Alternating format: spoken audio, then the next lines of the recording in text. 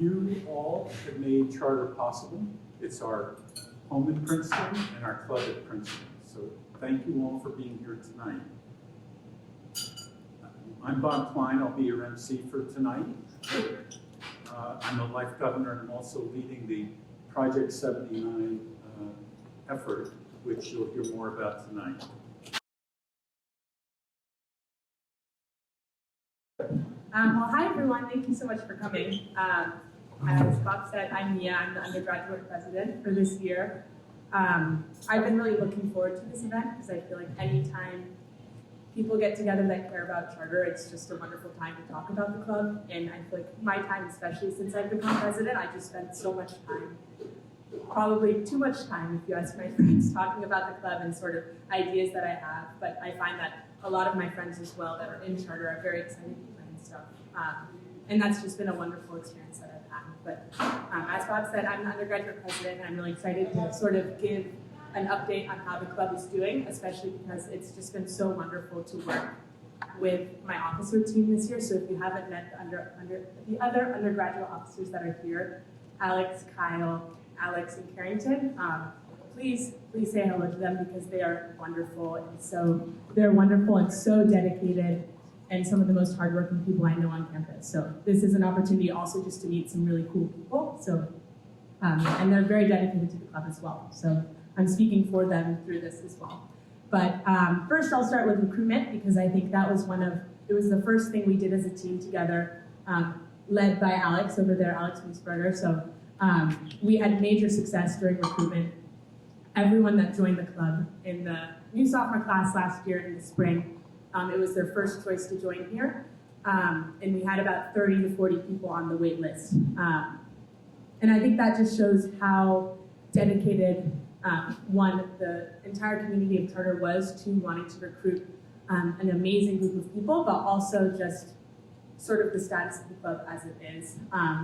And what this has meant with this sort of success in recruitment through Alex and the other officers here is that our new members are incredibly engaged.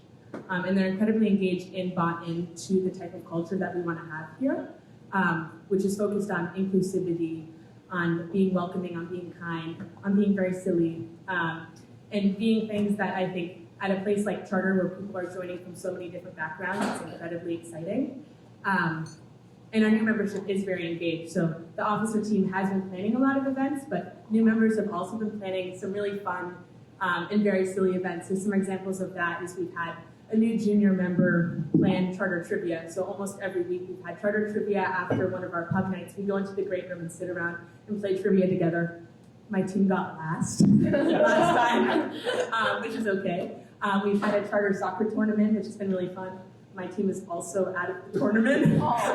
So hopefully I'll plan something where I can win just to go out with a bang. But I think that those types of events show that we have people sort of planning events that they really care about and they want to do stuff for the club that they care about, but also want to bring in the rest of the membership. One of the other initiatives that we've had that I think has been really lovely just for me is the Charter Families Initiative. So the officer team sort of paired groups of people randomly together with seniors and juniors in the club.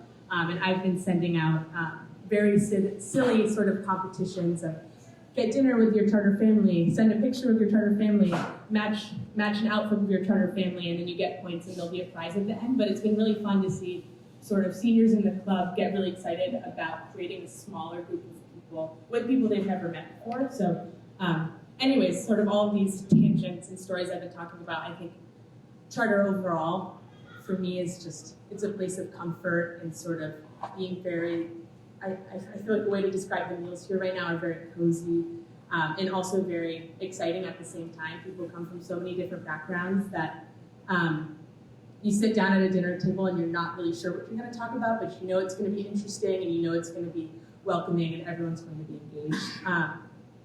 Yeah, so that's how I describe the status of the club, which has just been wonderful. And it's sad to sort of be letting the reins go. We have elections in just under a month. And so that's sort of been the talk of the town right now at the club.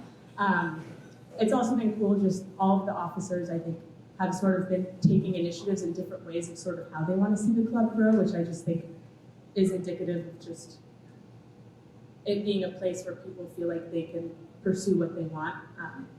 But other things, trying to think where to go from here. Anyways, I love charter and I'm very grateful to be here. And some of the things we've been talking about, especially with larger membership, is finding ways to make this an even more welcoming space. And some of the ways we've talked about that is finding another way to have a women's bathroom here on the first floor, increasing ADA accessibility, as well as increasing dining capacity so that when we're having meals in a very popular and engaged club, it's not a little bit crowded as well. So those are some of the things that we have an officer team has been talking about, as well as with the board. And that's overall my update. Thank you all so much for coming. And if I haven't met you yet, I'm excited to hopefully meet you all tonight. So thank you all. Welcome everyone, thanks for joining us. My name is Jim White, class of 98. I'm the chairman of the Board of Governors. I have been on the board for 25 years. I was president here 25 years ago. So I believe we've got rooted old gold. What I wanted to do to start off, to contextualize what I'm going to talk about, is reading from a book, a version of a book that many people have seen in this room, but from 1915. So people probably recognize the 1938 version of this book. This one is a 1915 version. And I wanted to read, because we're talking about Project 79 tonight, I wanted to read this section here called The New Building. When it was decided that the Princeton Charter Club was to have a new house, new home, the building committee and the architects, Mr. Miller and Meeks of Philadelphia, resolved upon the construction of a building which would be large enough to afford comfortable handling of the crowds, commencement, and the big game days, which would be permanent in construction and restrained and dignified in color and design. The new house, which was begun in summer of 1912 and completed in the fall of 1913, is situated on the site of the old clubhouse at number 79 Prospect Avenue, directly opposite the Thompson Gateway to University Field.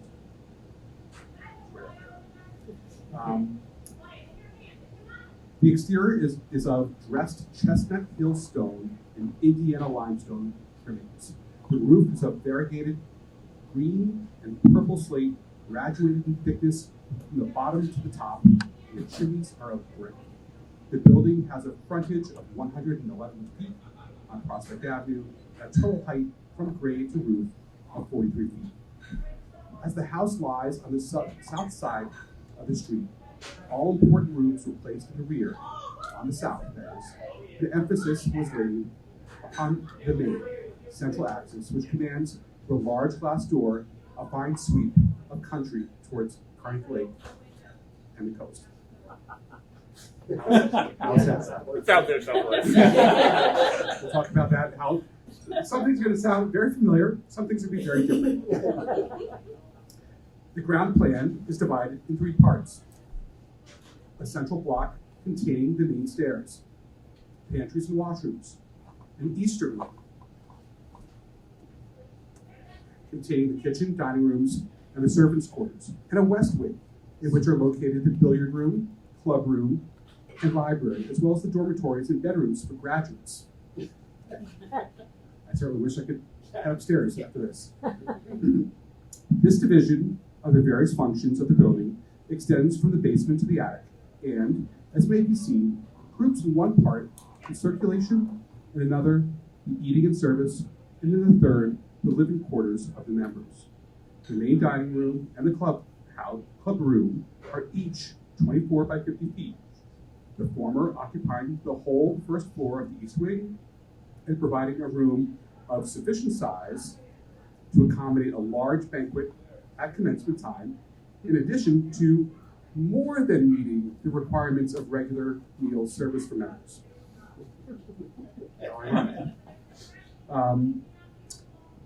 The club room in the west wing is separated from the dining room by the main hall, which is 56 feet in length. There are 2 dormitories on the 3rd floor with 5 bedrooms of sizes to accommodate from 1 to 5 men. Considerable pains were directed towards the problem of arrangement of coat rooms and laboratories for the convenience of ladies on the occasion of big games. Such accommodations have been placed on the 2nd floor in the west wing. At the rear of the club are 2 carefully constructed tennis courts for the use of members and a squash court for use when outdoor tennis is impossible. So I thought this was very interesting when I was reading this past week. Just a reminder of how this group of people that set this beautiful clubhouse, they thought about what was necessary for their members, for their alumni. We're doing the same thing now. I think what was interesting is that bathrooms were a focus, an important focus, to make sure that there were ladies' rooms. I don't think I realized the ladies' room was a purposeful built ladies' room. It's not a men's room that just converted to a ladies' room when we became co-ed. I hadn't even thought about that. But it was purposeful built. The other thing I thought was notable was as we mentioned earlier, the command to find sweep of a country. That is no longer the case with what the university is building behind us. This more than meets the requirements of regular meal service for members. This is 80. The fire code calls for 80 people in here. We are a club of 185, 189, something like that, members today. So you can't have the entire club here. When this was written, 41 members. When this was written, this had basically a directory of all the members. It had 289 names here. We have thousands of names. When we come back for big games, we probably have fewer than we had back then in terms of people coming back for big games. But we have other events. We have house parties. We're basically purposely built for the house parties for all the members that come here, with the guests, the sophomores. That's basically our max capacity. Probably house parties, 2nd semester in the spring. And we've got hundreds of people here. When we're a club of 189 with guests, with sophomores, maybe 100 sophomores, we're basically hitting capacity. So as I look in this room, it's a beautiful room. It is beautiful, but there's a lot of odd light. Coca-Cola, some coffee makers. I think what we're looking to do is make this room the beautiful room that it once was, like decades ago, 100 years ago. Get a lot of this utilitarian stuff into this new servery that we're talking about for Project 79, and make this the beautiful room that it can be, make it comfortable for the 80 people that can sit here at any given time, but also allow for some space in the other parts where Moira is going to talk to in a little bit. There was one other one I thought was important. Yes, so the considerable pains directed towards the arrangement of code rooms and laboratories. That is a focus of us now. I think the downstairs, I think gentlemen have been privileged to have both the first floor when they're in the tap room and the basement to use. I think we're looking at this for this Project 79 is a bathroom downstairs. There aren't 2 flights that have to be traveled to make this work. This is a very popular club for the undergrads. It's a very popular club for alumni. The alumni are aging. Some of them are me, like late 40s. Some of them are considerably older. Some of them are in this room. Okay. Some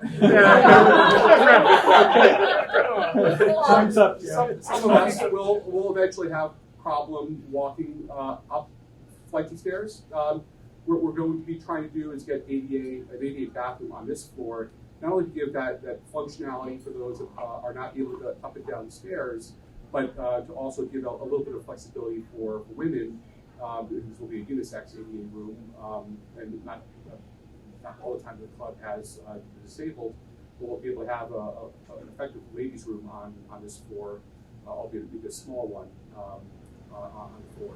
But there's a lot of stuff that we're doing with Project 79. It's a function of the success that we're having at the undergraduate level. It's a success of the cumulative success of the club over years, where our alumni come back here, make this place their home, and attend the big games, except they're still coming. They're certainly coming for reunions. The reunions events are the receptions for alumni, the section parties. It's the evening parties, which if you haven't been to one of those, you probably should put that on your bucket list. Coming to a late night event after 2 a.m. On a Thursday, Friday, or Saturday is worth the experience.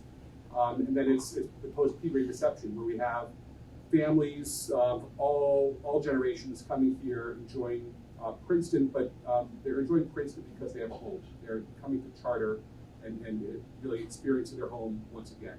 So happy to talk during the panel about like what the board is doing, where I see things. But I think the one last thing I'll just point out, because I did forget about it initially, I need to contextualize, why do we have 180 people? There were 40 people before. Why did we move up? And that's largely due to fixed costs. Yes, and of course, like you want to let a lot of people in, but you can't like run charter club on a 40-person membership. That might be an unbelievable experience to be one of 40, limited to 40. But we have real estate taxes. I bet that the non-board members couldn't even fathom a guess as to how expensive the real estate taxes are. I'm going to tell you, $79,000 a year in real estate taxes. We have utilities. We have insurance. These are things the university doesn't have. They don't pay real estate taxes. They self-insure. And the utilities, they've got a whole power plant they have themselves, and probably at cost. So we're talking about, across those, it's $186,000 on those three categories. $10,000 a year in membership, that's a significant chunk of change. We have 189 members, $1,000. Everyone's bill is going to fixed costs. You can't have 40 members on that kind of financial those kind of financial hurdles. So that's why we're at 189. My ideal would be 165. 189 was basically where I was for the class of 98 for my second year. It was comparable my junior year. But that's why we need that capacity. It's a different club in 2023 than it was in 1913 or 1915. So with that, I will leave it to Bob again. Okay, so thank you very much for having me here with you tonight. And I also really wanted to thank the House Committee, both for the opportunity to work on this incredible building and for the relationship that we have developed. It's been a great working relationship, and I think it's been very productive. And we're looking forward to seeing this project to fruition. So, Jim gave me a great setup going through a lot of the history of the house. And, it's very interesting to think, so, Charter Club started in 1903 and first used the incubator. It was 1901. And they very rapidly acquired their first house in 1903. And then 10 years later, they were already outgrowing that. And they went in and built this beautiful building.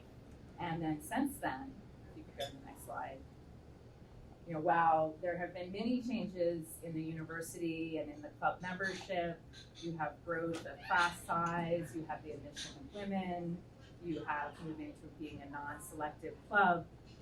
Really, the building has remained essentially the same as Jim described.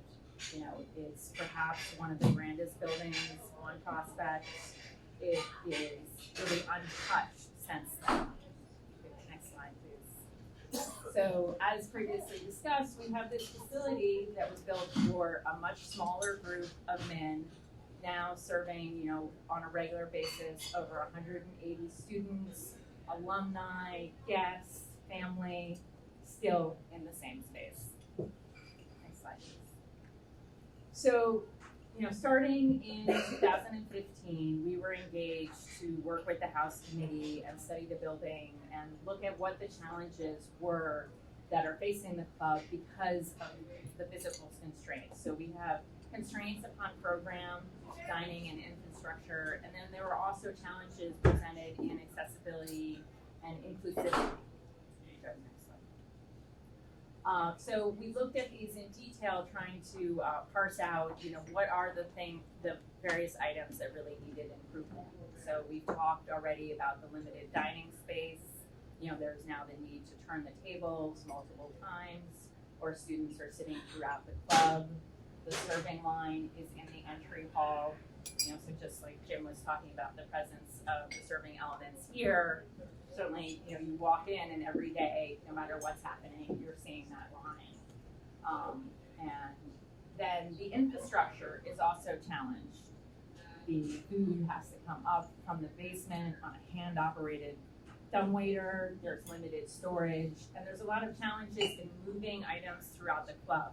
So the club is, as Mia was saying, the club is, it's meals, but it's also social events, and it gets used in all sorts of different configurations. We talked to Holly, and she's like, I'm moving everything this weekend, and that's a lot, and they're moving everything by hand up and down, sometimes tight staircases, or inside and outside of the building to make this happen.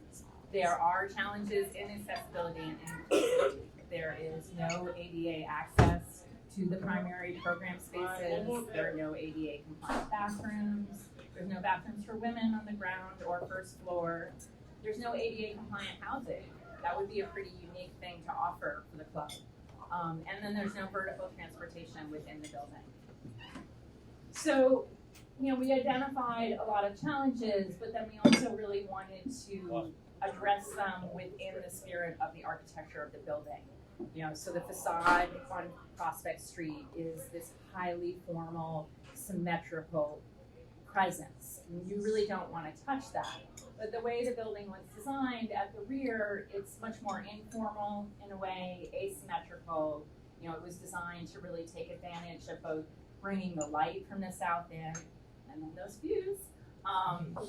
But this really presents us with an opportunity to, add on to the club here and do so in a way that will be respectful. So we looked at solutions to address the constraints of the building. We are proposing an addition at the rear that will sort of take the spirit of the existing porch and expand it to create a kind of enclosed sunroom almost with a new exterior patio space. And then this addition allows us a little bit of extra space both within the lower level and the first floor to make improvements. We can, down on the ground level, make new connections between existing spaces to improve functionality. We have an opportunity for more unconditioned storage under the addition, and then we'll be putting in an automatic dumbwaiter and adding an elevator tower. So the elevator will not only help the staff, but obviously it will also be a benefit to all the students and alumni and everyone who comes to this building. But it's not enough just to be able to get people, up and down the floors. We also want to make sure that people can get into the building and also really use the whole site. You guys have this wonderful rear yard. It's big, lots of things happen there. So we literally have looked at the site comprehensively, trying to promote access throughout it, looking at opportunities within the building for new both ADA bathrooms, but also women's facilities and all gender facilities. And then as part of that, we'll be adapting the ground floor bedroom. So how does this play out? Next. On the site, we really started comprehensively. As I mentioned, we didn't want to touch the Prospect Street facade. We looked at a lot of different ideas about trying to get people to the front door and decided that they were really too intrusive. And I apologize, I don't have a pointer. But so we are introducing a new path on the Prospect side of the like on the university side, the main campus side, that will kind of come down along this is the western side of the building. And this will be more of a garden path so that it won't compete with the, you have the highly formal main entry. And it will bring you to a new patio off of the Ferguson-Jacobson card room, and we'll be converting a window to a door there. There'll be a small ramp up to it. This will allow, regular access to the first floor. Then this path will continue around to the rear, allowing somebody who's, say, coming for a alumni event or other event in the garden to access the rear yard without difficulty. From the garden, you can then come down another ramp that takes you to the lower driveway level, and there will be a door here to the elevator tower. So this way you have kind of a full circulation throughout the site. In the lower level, we've looked at improving the service areas. Holly has a great plan for the kitchen, and then we're working to kind of promote, again, as I was saying, like make better connections between the existing spaces so it's easier for them to move things around. And then also create a new, in the description Jim read, there was a discussion of the sort of service side of the building and the program side of the building. And right now, the only way to get from one to the other is either to go through the men's room or outside. So, we're looking at creating this new opening to promote that ease of going back and forth. Next slide. There's vertical access that will continue from the ground floor level to the second floor of the elevator addition, an automated dumbwaiter, and then a new exterior staircase connecting like the ground and then the new levels of terraces. There'll be 2 accessible bathrooms on the floor, one that's an all gender connected to the bedroom, allowing this to both serve people who are at the club, but also to serve whoever's living down there. So it would be a full bath that's ADA compliant. And then we're introducing a new women's room off of the pool room. Nice. And then lastly, we have the opportunity for additional storage, mechanical and electrical space, and the remainder of the space underneath the addition. We will be getting a long-awaited electrical upgrade to the building, which is much needed, and that equipment will all be now housed in the addition. Moving up to the first floor. See the vertical circulation we discussed from the ground level carries up, and then you can see over here there'll be this little patio off of the card room. And this we think could not only is it going to provide access to the building, but it will provide just yet another outdoor space. I think one of the things that's so great about the club is that back and forth between inside and outside that the building makes possible. There will be an accessible all-gender toilet room on the first floor, right off of the entrance. So it's discreet, but yet easily accessed by all. And then at the back, we have the dining servery expansion.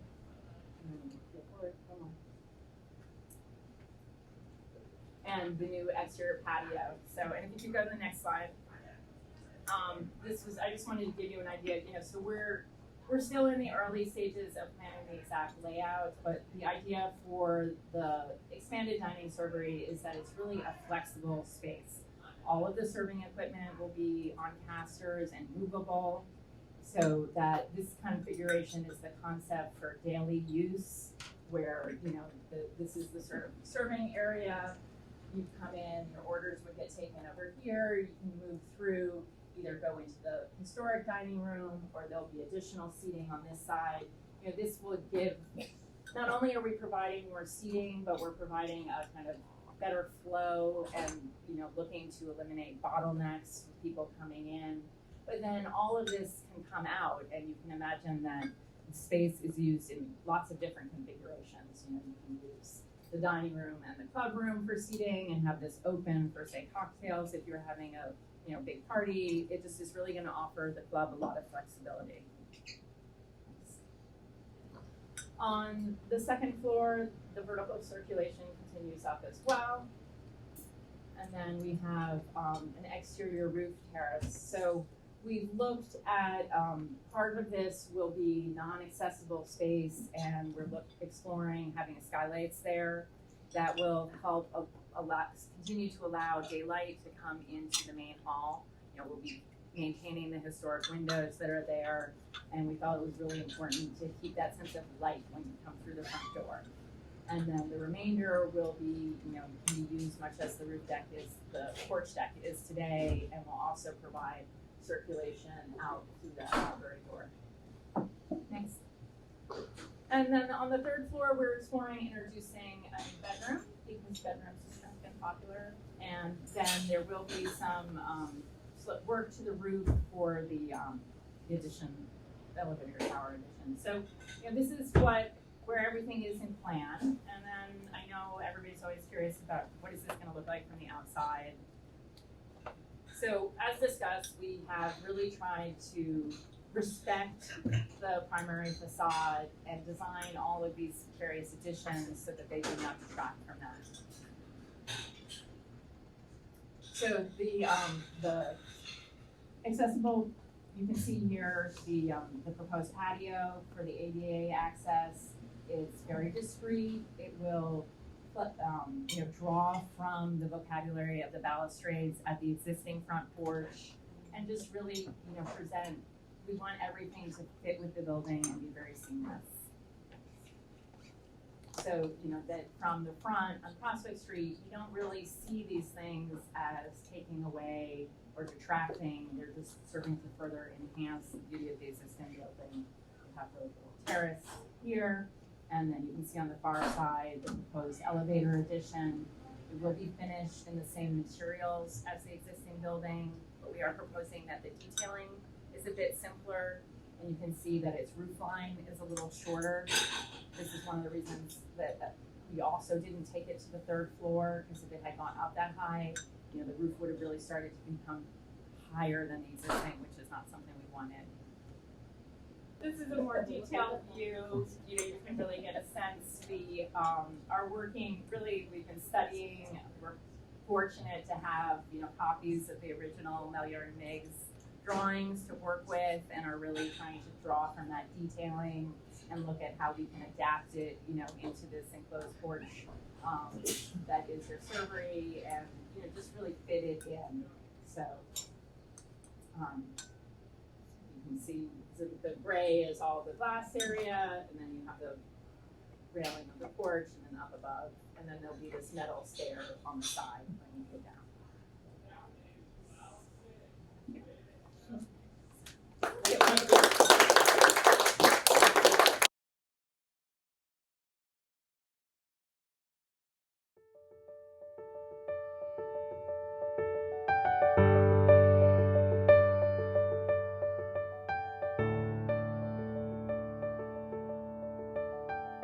Charter Club is my personal anchor at Princeton.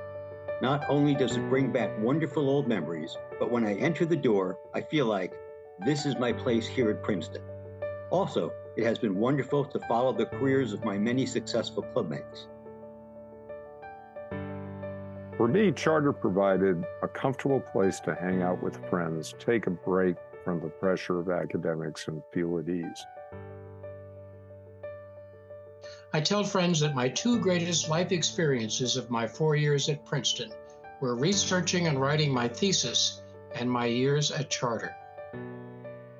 Charter was, for me, an all-embracing, friendly, caring, and secure refuge from the day-to-day drill of classes and study. Made wonderful friends there, and they're still friends.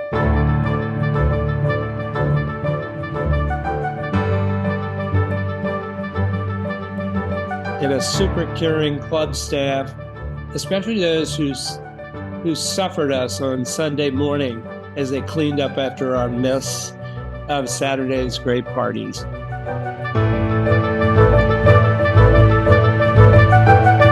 So Charter was a place to hang out with good friends, eat wonderful food, party downstairs.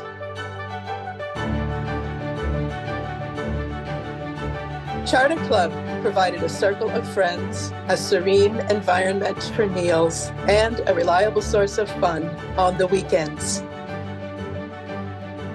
Friendship and shared meals really were tops on my list.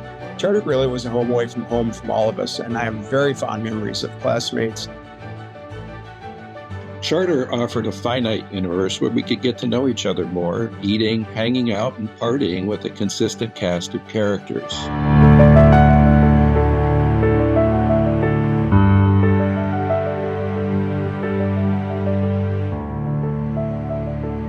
I had two homes as an undergrad. My dorm with my 4 great roommates, and Charter with my 100 or so brothers and sisters. The walk down to Charter at dinner time marked the transition from being a student to being a person, with friends, activities, and the pleasures of being in a community of great people.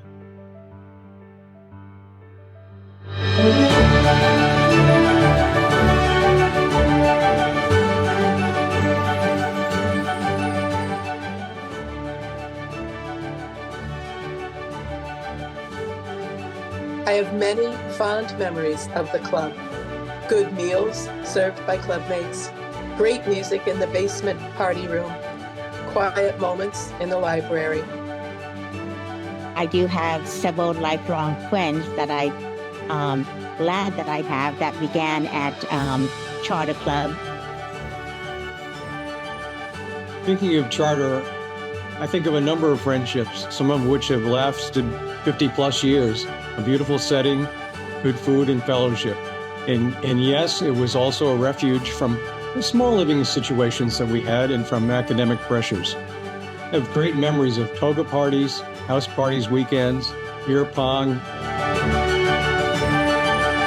Many of my lifelong friends are from Charter Club, and some of my strongest friendships started at Charter Club.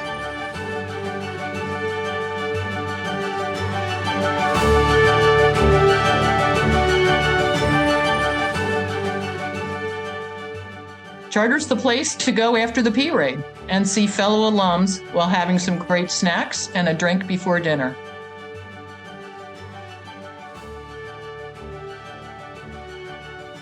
The food was hands down the best on the street. It truly felt like home. As an alumna, I look forward to gathering at Charter with friends from undergrad days during major events.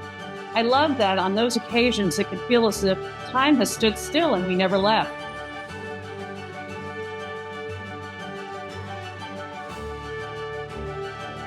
It's a place I return to and catch up with alumni of all ages.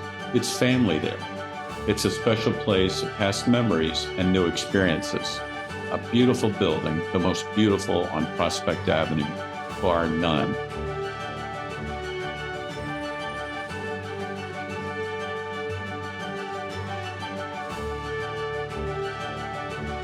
I think everyone is touched by the Charter experience. Friends they made, great food and parties, lots of smiles from the alumni when they get together and the undergraduate members.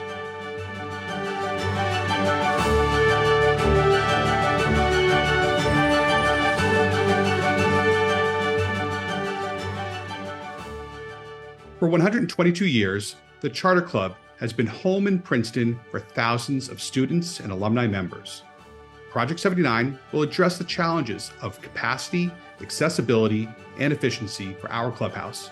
We need the support of all of our alumni to make Project 79 a reality. Make your pledge now at charterclub.org. Your gift will enable us to ensure future members will be able to make Charter Club their home in Princeton. Charter Club is my home at Princeton. Charter Club is my home at Princeton. Charter Club is my home at Princeton. We've got to keep this going.